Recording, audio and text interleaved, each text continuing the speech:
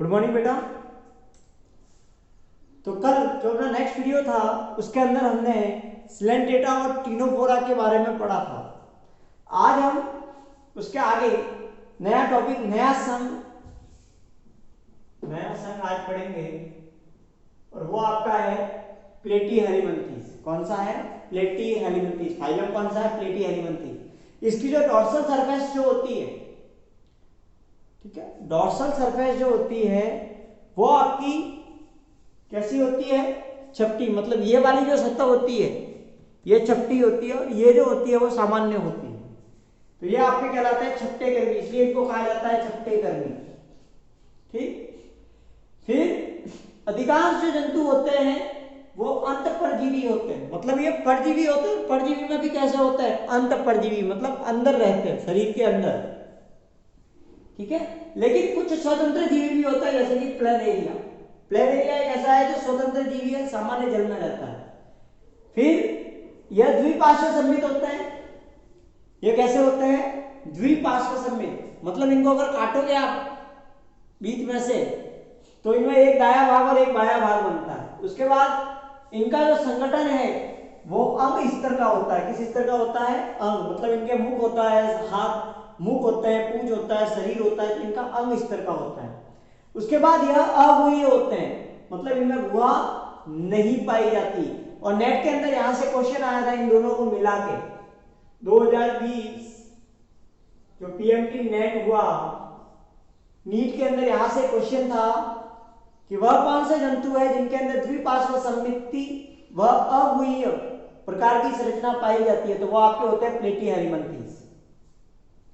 मुख पर सूचक पाए जाते हैं। देखो बेटा, आपको सर आपने कहा था त्रिकोणक होते हैं तो उसमें गुहा होती है, लेकिन नहीं बेटा, इसके अंदर गुहा नहीं होती। कारण ये होता है कि स्तर तो 3 हो जाते हैं लेकिन वो पूर्ण डेवलप नहीं हो पाते, इसलिए उनके अंदर इस प्रकार की संरचना देखने को नहीं मिलती। मुख पर सूचक व अंकुश पाए जाते हैं। अंकुश का मतलब होता है हुकनुमा संरचना। अंकुश का मतलब होता है हुकनुमा संरचना, और ये इस प्रकार की संरचना होती है। ये इनका मुख होता है और मुख पर ही हुकनुमा संरचनाएं पाई जाती है, जिसके कारण ये आसानी से दूसरे जीव को पकड़ सके। और सूचक पाए जाते हैं, और सूचक का काम होता है अवशोषण।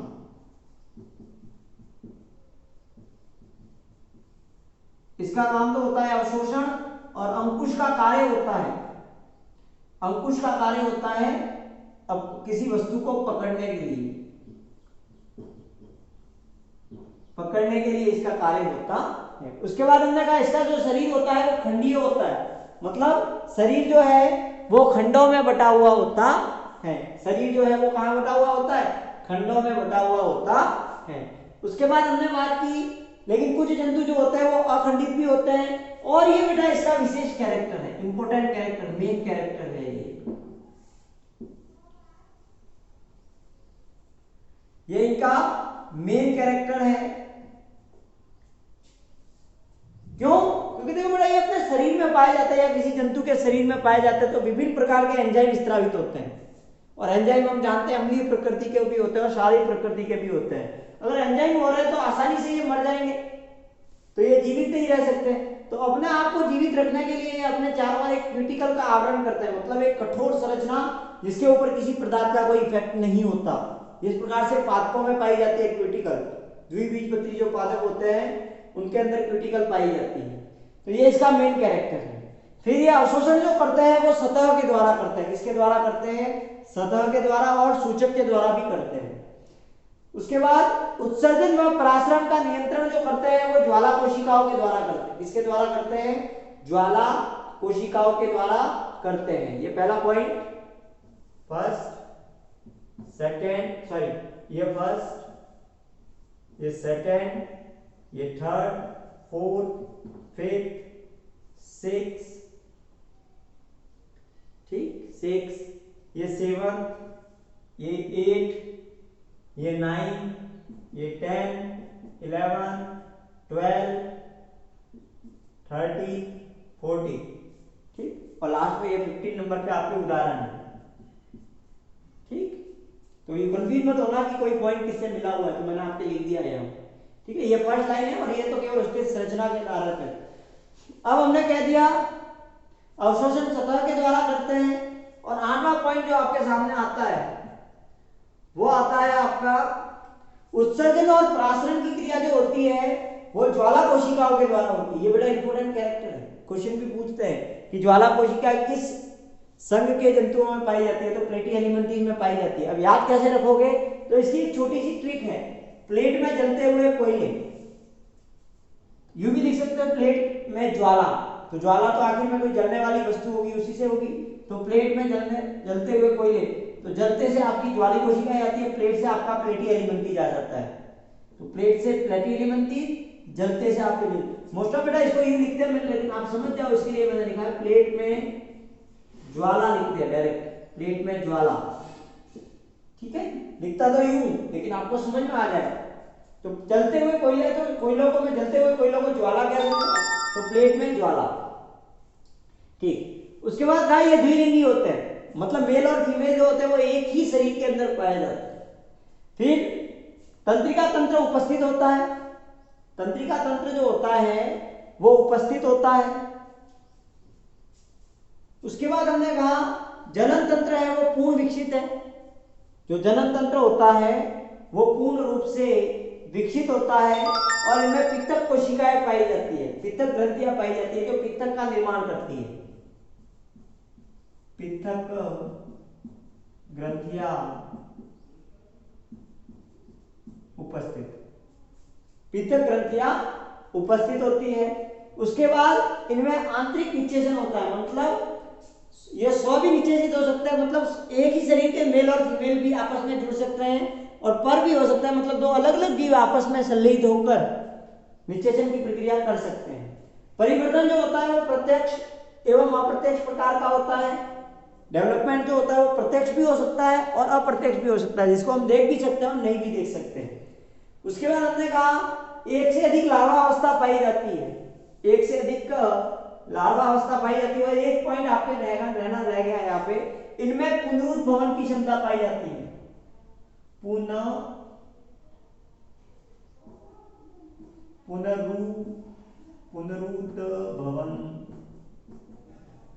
पुनरुद्भवन की क्षमता पाई जाती है, और ये होती है प्लेनेरिया के अंदर, प्लेनेरिया के अंदर कैसे होती है, देखो बेटा कैसे होती है वो भी मैं आपको बता दूं डायग्राम से। इसकी प्लेनेरिया की जो संरचना होती है लगभग कुछ इस प्रकार की होती है, इसकी संरचना कुछ इस प्रकार की होती है, ये इसकी आंखें होती है। अगर आप इसको यहां से काट दो तो ये भाग पूरा बना देगा शरीर, ये वाला भाग भी पूरा शरीर बना देगा,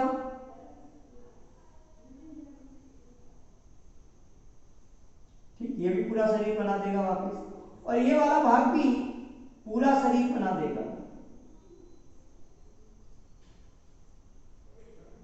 ठीक है।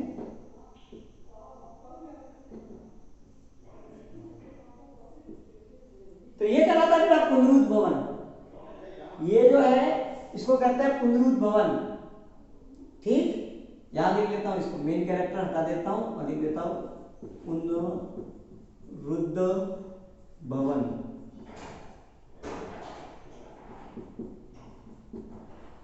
मतलब अगर ये डेफिनेशन लिखो तो जब किसी जंतु को अगर 2 या 3 भागों में काट दिया जाए, प्रत्येक भाग वापस पूरे शरीर का निर्माण करे, तो उसको कहते हैं पुनरुद्भवन। तो इनके अंदर पुनरुद्भवन की क्षमता पाई जाती है, ठीक। तो ये होता है बेटा प्लेटी एलिमेंथीज के कुछ विशेष लक्षण, ठीक है।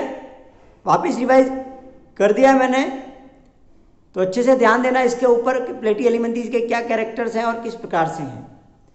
तो अब नेक्स्ट जो दूसरा आगे वाला जो है वो पढ़ लेते हैं, सेकंड समूह, ठीक। तो ये होता है प्लेटी एलिमेंथीज, एग्जांपल मैंने दे दिया आपको, प्लेनेरिया और टीनिया फिशियोलिस, ठीक। चले आगे, चलिए नेक्स्ट वन देखिए अपने पास भी,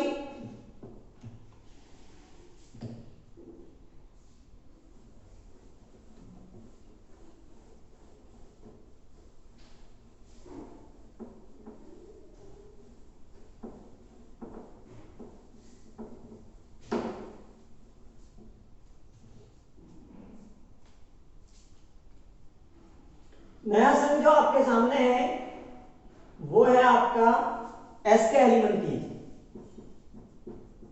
एसके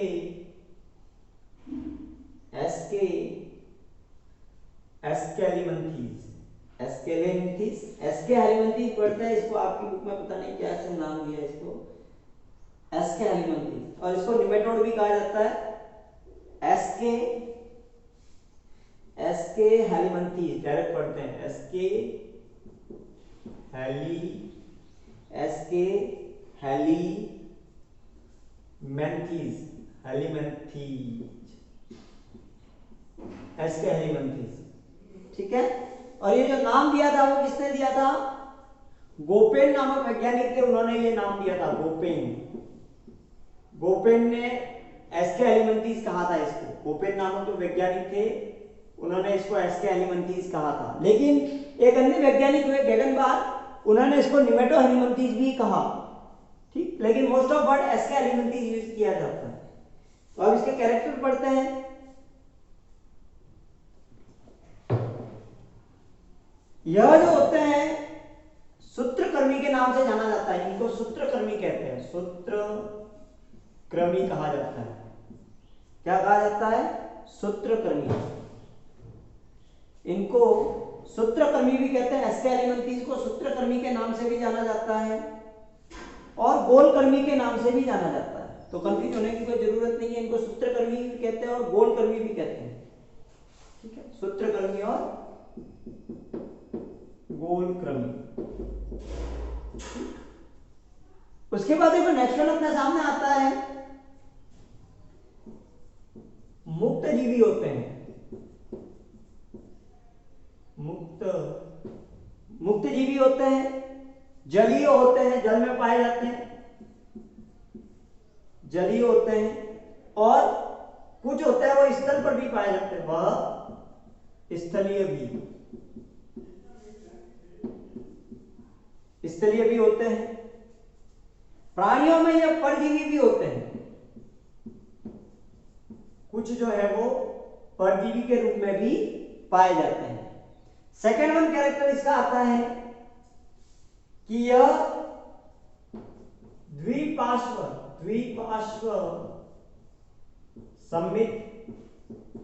सममिति प्रदर्शित करते हैं, त्रिकोणीय होते हैं। और इनका इंपोर्टेंट कैरेक्टर, जैसा कि मैं आपको कहता हूं, कूट गुहा का पाया जाना की उपस्थिति, मतलब झूठी गुहा होती है इनके अंदर। मतलब इनकी संरचना कैसी होगी?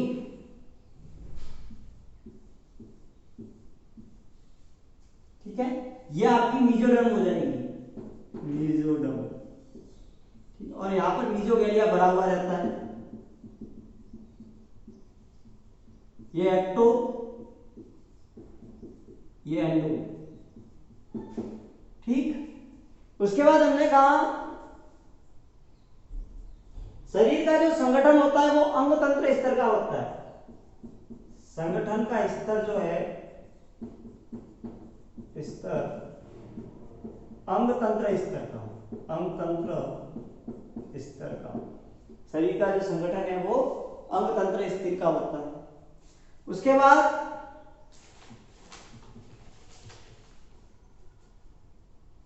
आहार नाल पूर्ण होती है। आहार नाल पूर्ण होती है, ठीक है। आहार नाल जो होती है वो इनके अंदर पूर्ण होती है। उसके बाद नेक्स्ट वन जो आता है इसके बाद का अपना टॉपिक,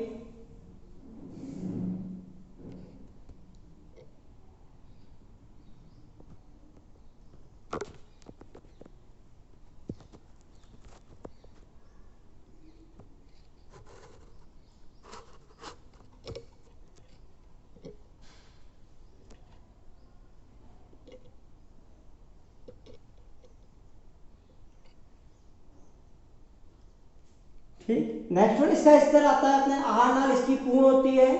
उसके बाद इसमें पेशीय ग्रसनियां पाई जाती है। पेशीय ग्रसनी उपस्थित, पेशी ग्रसनी उपस्थित। उसके बाद इसका नेक्स्ट कैरेक्टर आता है आहार नाल, शरीर से अवशिष्ट पदार्थ को बाहर निकालती है, ये तो कुछ जानते हैं। उसके बाद यह एक लिंगी होते हैं, एक लिंगी मतलब नर और मादा अलग अलग होते हैं। ठीक, उसके बाद हमने कहा निक्षेचन आंतरिक, निक्षेचन कैसा होता है, आंतरिक होता है। ठीक, परिवर्धन जो होता है वो प्रत्यक्ष,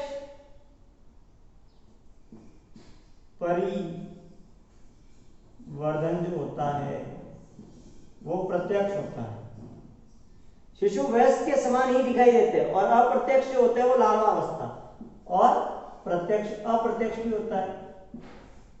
मतलब प्रत्यक्ष का मतलब होता है जो शिशु होता है वो बिल्कुल व्यस्त दिखता है, और अप्रत्यक्ष का मतलब होता है शिशु जो होता है वो लार्वा अवस्था से ऊपर गुजरता है। ठीक, उसके बाद देखो बेटा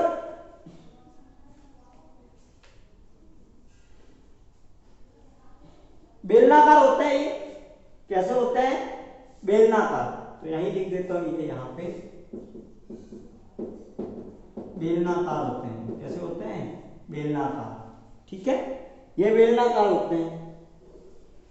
इनके ऊपर भी क्यूटिकल का आवरण पाया जाता है, क्यूटिकल का आवरण,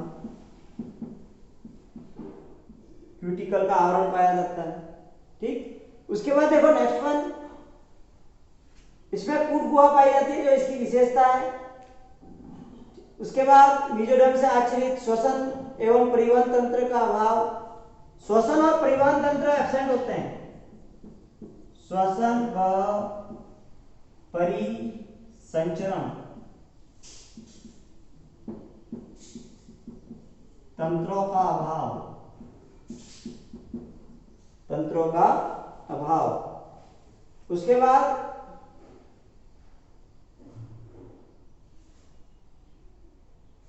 उत्सर्जन जो होता है वो, उत्सर्जन जो होता है वो प्रोटोनेफ्रिडिया के द्वारा होता है, प्रोटोनेफ्रिडिया, प्रोटोनेफ्रिडिया के द्वारा क्या होता है, उत्सर्जन होता है। प्रोटोनेफ्रिडिया के द्वारा उत्सर्जन होता है, नेफ्रिडिया,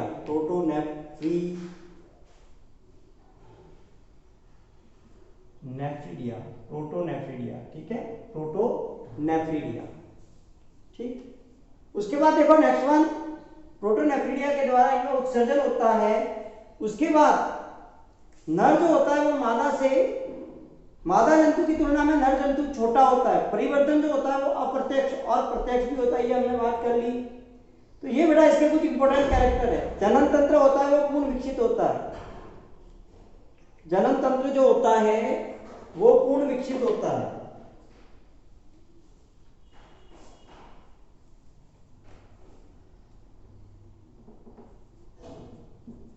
जनन तंत्र जो होता है वो पूर्ण विकसित,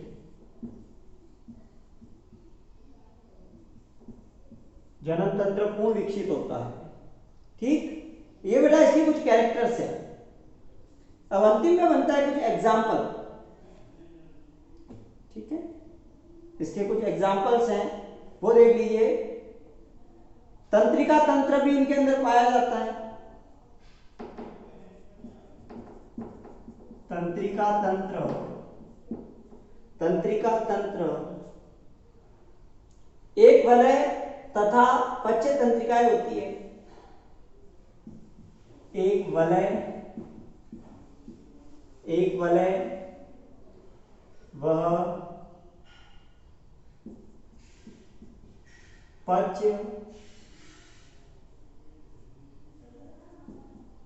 अग्रपच्च तंत्रिकाएं होती है। ठीक है, तो ये बेटा इसके कैरेक्टर्स होता है। अब बात करते हैं इसके उदाहरण की। ठीक, उदाहरण क्या आता है इसके, तो इसके उदाहरण में अगर देखूं तो एक तो आता है डेस्मोस्कोलेनिक्स,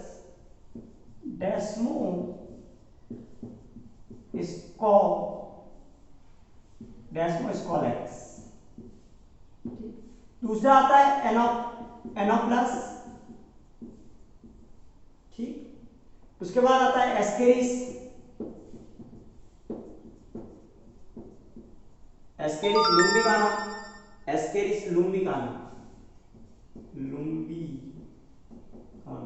एस्केरिस लुम्बिकाना, ठीक है। उसके बाद फाइलेरिया, फाइलेरिया,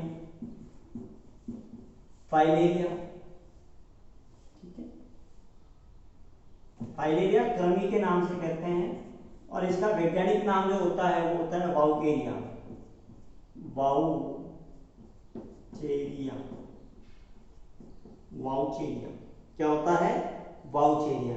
तो ये बेटा इसके कुछ एग्जाम्पल है, ठीक।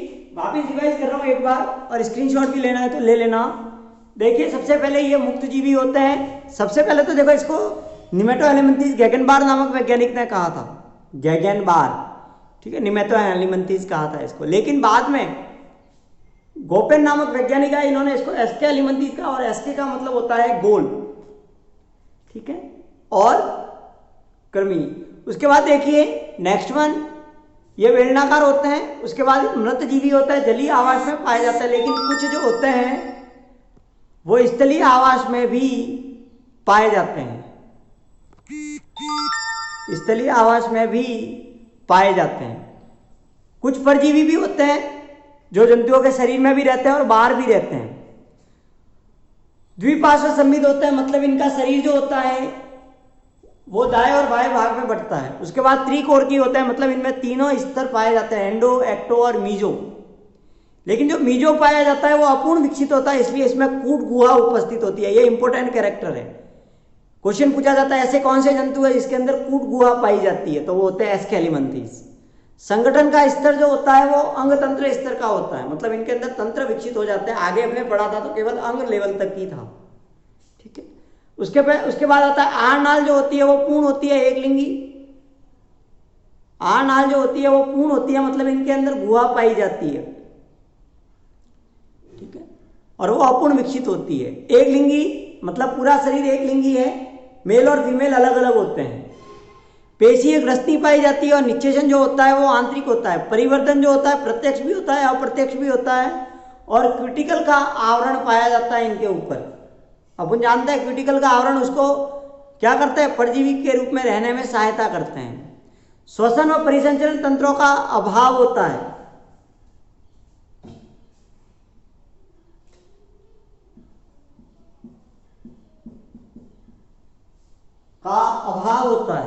श्वसन और परिसंचरण तंत्रों का अभाव होता है। उत्सर्जन जो होता है वो प्रोटोनेफ्रिडिया के द्वारा होता है। उत्सर्जन के लिए इनके अंदर प्रोटो का मतलब प्राथमिक, नेफ्रिडिया मतलब वक्रक के अंदर जो आपकी संरचना पाई जाती है इकाई, ठीक है, वो आपकी नेफ्रिडिया, नेफ्रॉन्स कहलाते हैं।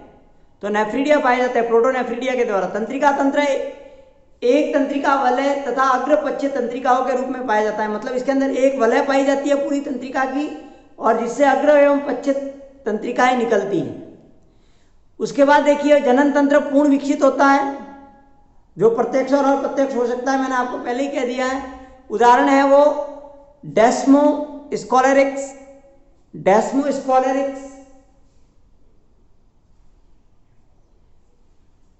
एनोप्लास, एस्केरिस लुम्बिकाना, फाइलेरिया कर्मी जिसको वाउचेरिया कहते हैं, फाइलेरिया कर्मी जिसको